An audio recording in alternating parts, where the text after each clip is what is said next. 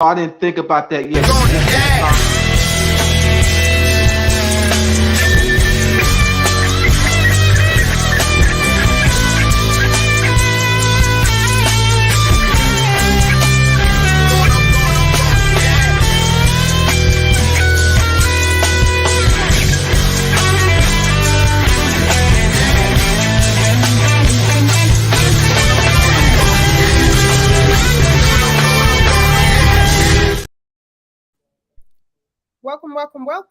Welcome to my TV-DMV. We have a very, very hot show tonight. It is going to be fire, and the accompanying shows in the weeks to come are going to be even more fire. So don't get any water to put the fire out because we need it.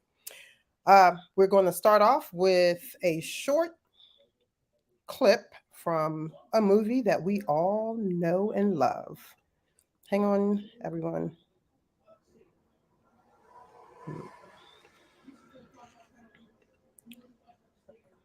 Let's see.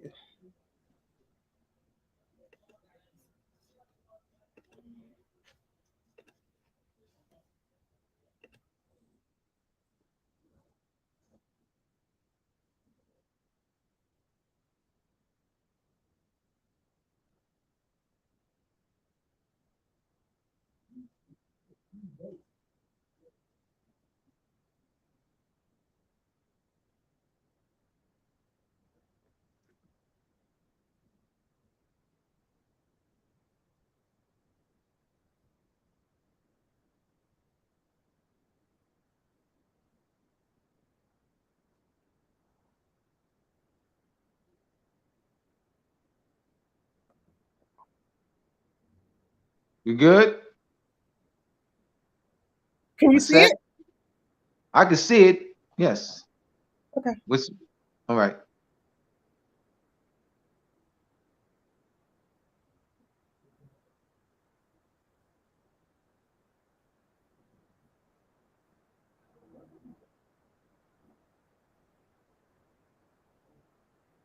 You having trouble? No, you can't see it? I don't hear it. I can hear it. Let me see. Yeah. What's being played? I don't see it being played.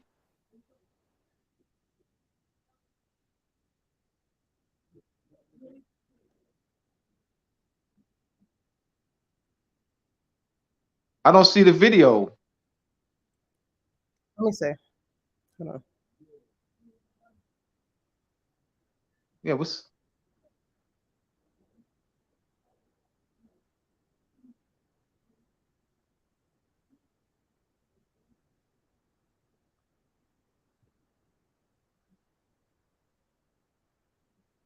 all right? This is Aquila. This is the section of the movie Aquila and the Bee.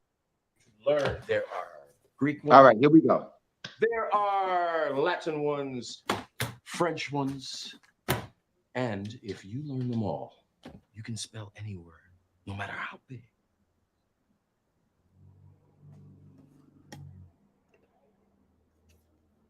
What happened? That was the end. That was the clip. That's not the no. It's 2 minutes and 26 seconds. Yeah, the one I said is 2 minutes and 26 seconds long. Okay, that's the one that I have. Let me see. I sent it from YouTube. Give me a sec. 1 second. Yeah, so this is the section of the movie Aquila and the Bee. Dr. Laramie is preparing Aquila for the National Script Spelling Bee. And Aquila is at Dr. Laramie's home for a lesson. And Aquila asks the question. I don't want to give it away. Wait a minute. So, Dr. Laramie, can you hear? It's too heavy. I can hear it. Develop your arm. Okay. I thought we were developing vocabulary. We don't see it though. Please continue reading. Can they be seen? Can they see it? I don't know. speech. Hold on. It's an essay by W.E. They have to see it. Black man to receive a PhD from Harvard University. Maybe we should be studying more big words. Yeah, we can hear it, but I can't see it. ABALIS. I said. Okay, I'm trying. Just one On second. this book. But in the time it took to learn that one word, Dylan probably learned 20. And those 20 words won't mean anything to him. He's just a little robot. Okay, we're gonna have to just listen this People time were because studying I don't know why it's not Dr. King, the screen JFK. sharing. These people used words to change the world. And they didn't acquire their vocabulary by rote memorization. Okay. But when I'm at the beach and they tell me to spell some little fish from Australia or some weird bacteria on the moon, we're gonna wish we'd done a little bit more rote memorizing and not so much essay reading. If you don't mind me saying. Bacteria don't exist on the moon. Let me ask you something. Where do you think big words come from? People with big brains.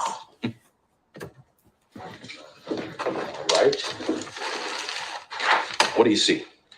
A bunch of big words I don't know. Look again. What kind of power do we get from the sun? Solar. So, what does soul mean? Sun. What does terraneous sound like? Terrain. Meaning the earth. Solid terraneous means the sun and the earth working together. So where do big words come from? Little words. And how many little words do you know? Tons. Yes, and there are tons more for you to learn. There are Greek ones. There are Latin ones, French ones. And if you learn them all, you can spell any word, no matter how big. All right. It shows a flipboard with the word with the list of words, and the first word is solar terraneous. Mm-hmm. Solar terraneous, soul, sun, terrain, earth. The earth and the sun and earth working together. All right. So big words come from little words. And so we're gonna see this. I'm gonna demonstrate this lesson. Big words come from little words, prefixes, root words, suffixes. So this is a part of word formation. We're dealing with affixes. Affixes, prefixes, and suffixes are affixes, which is part of a classification under word formation. You have compounding words. That's part of word formation. You have blending, part of word formation.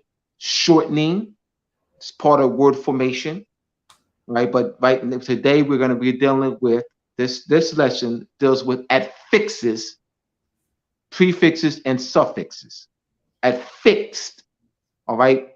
Those big, small words, those component parts, small words, prefixes, root words, and suffixes, and used in various combinations where you can make up big words and be able to take big words apart. So not only you can build big words, but you also can deconstruct words by knowing their component parts.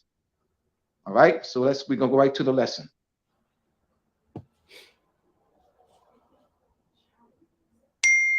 And this was prepared and structured for children ages 3 to 7. So this would also help adults and teach their children and grandchildren as well as themselves.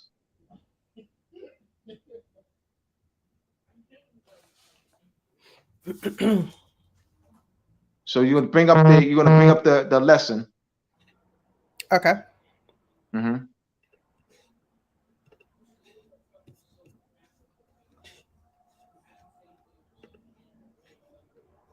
All right. See here. How to introduce prefixes, root words, and suffixes to children ages 3 to 7. Use a prefix picture of an animal for instructions to introduce prefix, root words, suffix, skills, and patterns. Now, the concept of using an animal came when I was teaching Maya and Trinity. Maya and Trinity Maya and Trinity are twins. They were 7 years old in 2007. One of my etymology students at the time was taking my class in the fall of 2007, and at the end of, and I think she paid me to teach her twin granddaughters, Maya and Trinity, and I started tutoring them just after my daughter was born, Tamison. My daughter was born. No, this was 2006. I'm sorry, not 2007. 2006. The year my daughter was born. And so when I started tutoring them, the first day, I was taught using the number line, where 0 is placed with a root word, and you have to the left of the 0, you have 1, 2, and to the right of the 0, 1, 2, 3. A word can have as many as 3 suffixes and as many as 2 prefixes. All right. So I was using the number line concept to them as I had it written on the board at their house, and they weren't getting it. That was too abstract. Prefixes, root word, 0, first prefix, number 1, second prefix, suffix, and they weren't grasping it. So I went to my lab, my lab, and that, I was paid to tutor them once a week. So I went to my lab. I said, man, what can I do? I said, ooh, I'm gonna use an animal. So that came from me.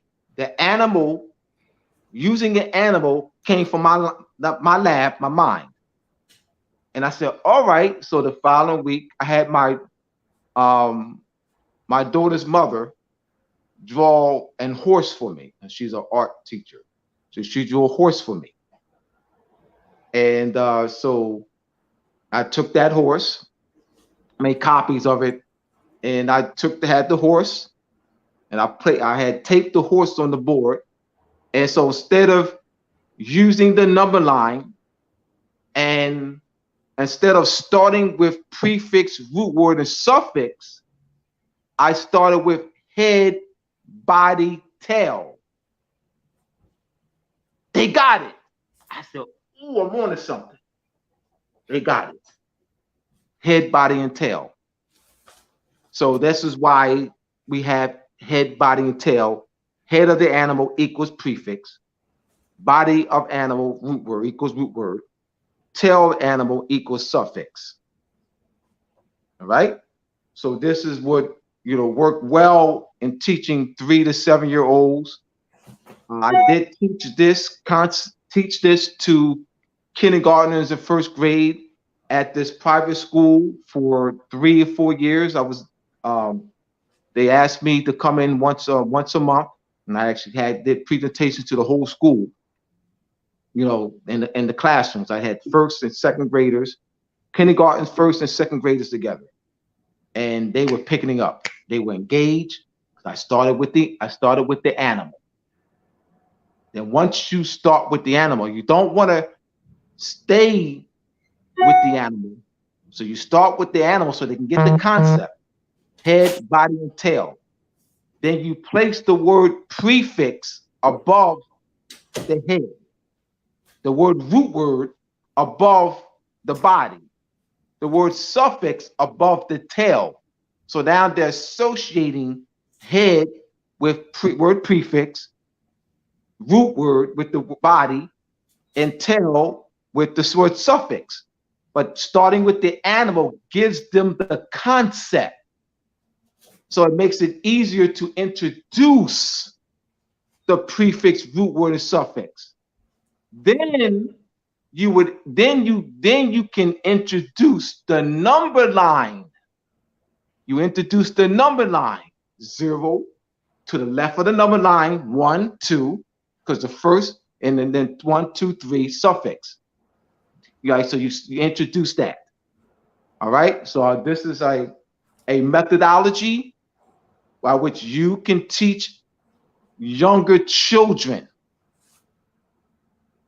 so that the number line is too abstract, but the animal, and then you want to use their favorite animal.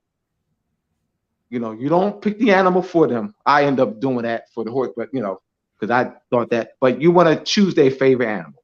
You know what I mean? That has a head, body, and tail. It has to have a head, body, and tail. All right. So, so giraffe, a rhinoceros, or, a horse, or, so that it can be fun and relatable. All right. So let's go right to, we got familiar words with an unfamiliar skill. Familiar words with unfamiliar skill. So when I taught this lesson to the at the school with the kindergartners, first and second grade, I did not introduce any new words. I introduced a new skill, and here it is. Why is it called a microscope? So we have the picture of a microscope. Why is it called a microscope? You want to bring the picture up, or how is that going to be too challenging? No. Yeah, we have to bring the picture up after each word. Okay. Why is it called a microscope? It's called a microscope because you see things that are small. Micro means small. Scope means see. So you see that. That's why it's called a microscope. Let's go back to the word.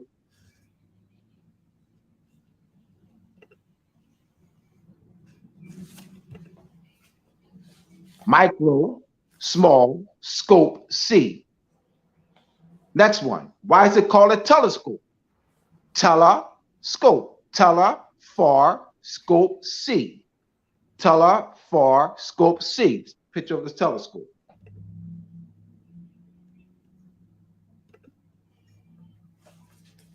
All right, this is a children's telescope. And so children know that the telescope is used to see things that are far away. Tele, far, distance. Scope, see. Now, microscope and telescope have the same what? What's its relationship between the words microscope and telescope? They both have scope. All right. So see how we're building on that. Go to the next one.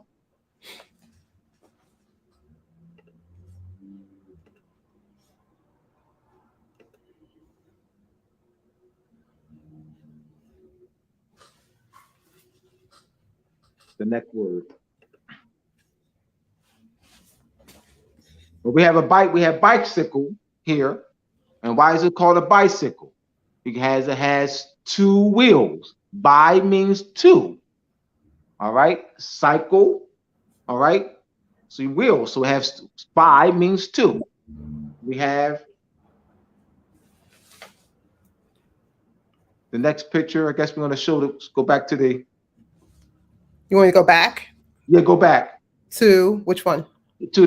Go back to the list of words. Okay. All right, so they can see it. So we have here. Where's the word bike? All right, so we have you already put bike. So here's a verb, the G. Why is it called a bicycle? Bi means 2. We have cycle. So bring up a tricycle. Tricycle. So we have tri means 3. Why is it called a tricycle? Tri means 3. It has 3 wheels. It's called a tricycle. Has 3 wheels. A child will not refer to a bike or a bicycle as a tricycle. because they know that a tricycle has 3 wheels, hence the word tricycle. Mm-hmm. I don't have the tricycle. You don't have the tricycle? Unicycle. A unicycle, una means one. So we have una, bi, and tri. Una means 1, bi means 2, tri means 3. And those are the prefixes. What? Bring up the next picture.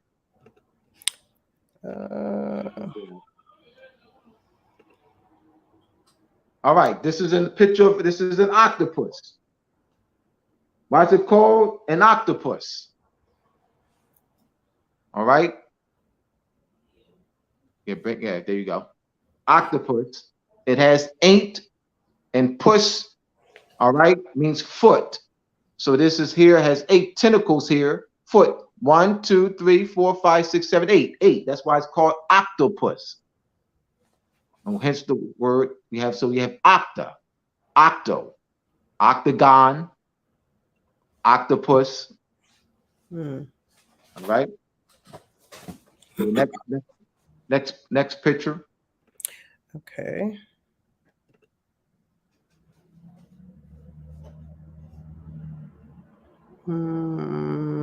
Let's go with the unicycle. Unicycle. So we already, yes. So they can see that. 1 sec. So the pictures are important if you're dealing with children. So if you a picture or the actual object, like of course you're not going to have objects of every actual things of everything because there's so many words we can deal with. All right, but this is a what's that there? All right, the unicycle. All right, 1 wheel, unicycle, 1 wheel. And this is in this skill, the way I'm presenting it is important because this is a building block to teaching the concept. And once they have the concept, then you can introduce, bigger words. All right, next. Did we do the micro? Yes, yeah, we did micro, telescope. We guess we can go down because of time. Let's go down to the next skill. Let's go to the next one. Let's go back to the lesson. All right. So we did. That's fine there.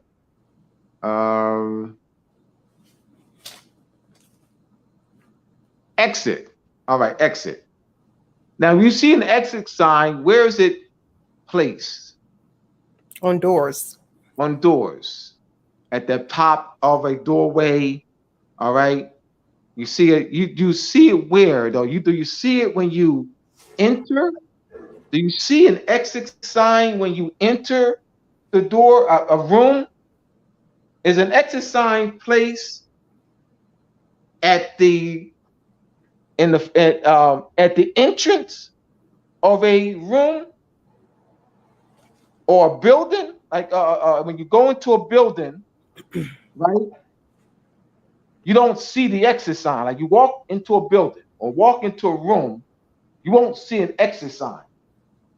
You have to turn around because the exit sign will be behind you.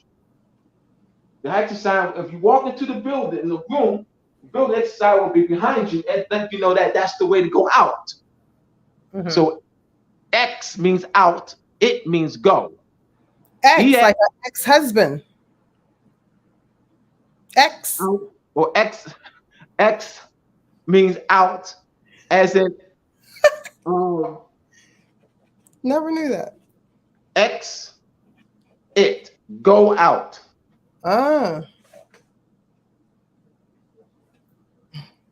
Extinguisher, fire extinguisher. Extinguisher puts what? The fire out.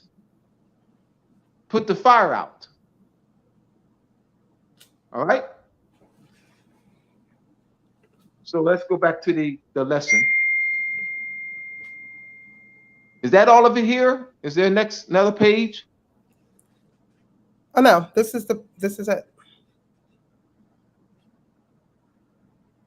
I thought I had 3. No, there's more. There's more? Yes, there's more, but I have. Yes, there you go. Okay. Yes. You know your stuff. Yeah, because I did this yesterday. The other couple of days, a couple of days ago. Yeah, so word. All right, here we go. Words with the root word suffix pattern and with the suffix ology. Words with the root word. So you have the root word suffix pattern with the suffix ology. All right, you have cardiology. Cardio is the root word. The suffix is ology. Psychology. Psych is the root word plus ology. Zoology. Zoo plus ology. Zoo is the root word plus the suffix ology. 4, anthropology. Anthrop is the root word plus suffix ology. Etymology. Etym is the root word plus suffix ology. Sociology. Socio is the root word plus suffix ology. Biology. Bio is the root word. Lology is the suffix. So that's root plus suffix. Philology. Phil is the root word plus the suffix ology. So we have the root word plus suffix pattern. All right, now the next one. Words with the root word suffix, the words with the root word plus suffix pattern, and with the suffixes ology, study of, and is, one who. All right? So we have cardiology. Cardio, root word, plus suffix ology, plus another suffix is, one who studies the heart. Psychology, that's the root word plus suffix ology plus suffix ix, one who studies the mind. Zoologist, root word zoo, ology, ology is the suffix plus is the other next suffix. So that's root words plus suffix. Etymologist. Etym, root word, plus ology is the suffix, first suffix. The second suffix is. Root word plus suffix pattern. Sociologist. Socio is the root word. Ology is the first suffix. Is the second suffix. Root word plus suffix pattern. Biologist. Bio is the root word. Ology is the suffix, first suffix. Is the second suffix. Biologist. Root word plus suffix pattern. Philologist. Phil is the root word. Ology is the first suffix. Is the second suffix. That is philologist. First, that is the root word plus suffix pattern. So now you're teaching the patterns. You're teaching the patterns, root word plus suffix. And we have root word plus suffix pattern. And this can be taught to children ages 3 to 7. So with someone, you start with the horse. Mm-hmm. The second list is not hard because all you're doing is adding what? The suffix is. You're adding a suffix, the suffix is. So they'll see, all right, the pattern here. So they begin to recognize the word patterns of prefixes, root words. So you got prefix, root plus suffix, you got root plus suffix, you got root plus suffix, you got prefix plus root plus suffix. There's 11.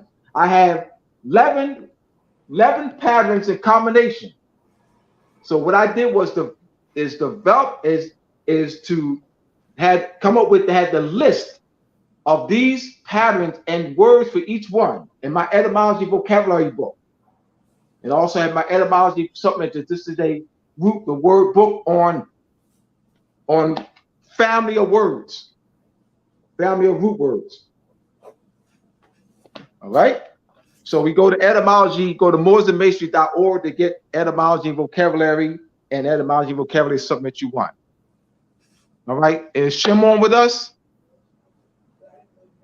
Let's see. Do we have my brother Shem? Yes. He's on? He is. Yes. All right, good. All right. That's Can you why hear me?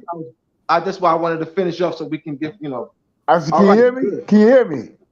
Yes. Yes. Okay. All right. We don't see you. I'm right here. I can see myself. You can't see me? There's a light kind of under you, Shem. Yeah, Yeah, there you go. that light. There's a light shining behind you. That Yeah, change. yes, I got. Yeah, I Can can't you get turn rid that of. light Let me off? see. That light Go off ahead. that's in the other room. Go ahead. It's done. Oh yeah, you good. You good. Yeah, change your position. There you go. That's better. All right, good. All right, Shem. Ma'at, you're gonna bring up the our overview that we had that I sent you last week. Okay. I don't have that as part of the slide. Can you bring that up though? You can't. I don't have it as part of the slide. No. There's no way you can bring it up though.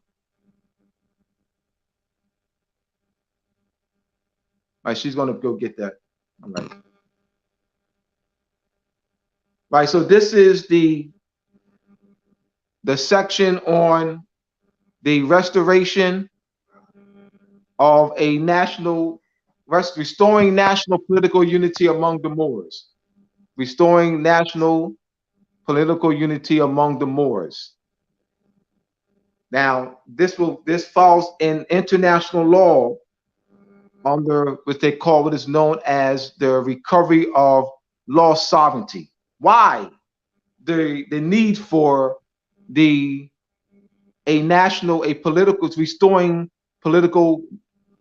national political unity among the Moors? Because the Moroccan Empire, due to European conquests, to Spain, France, Portugal, England, Sweden, Denmark, Belgium, the Dutch Republic, England, Great Britain,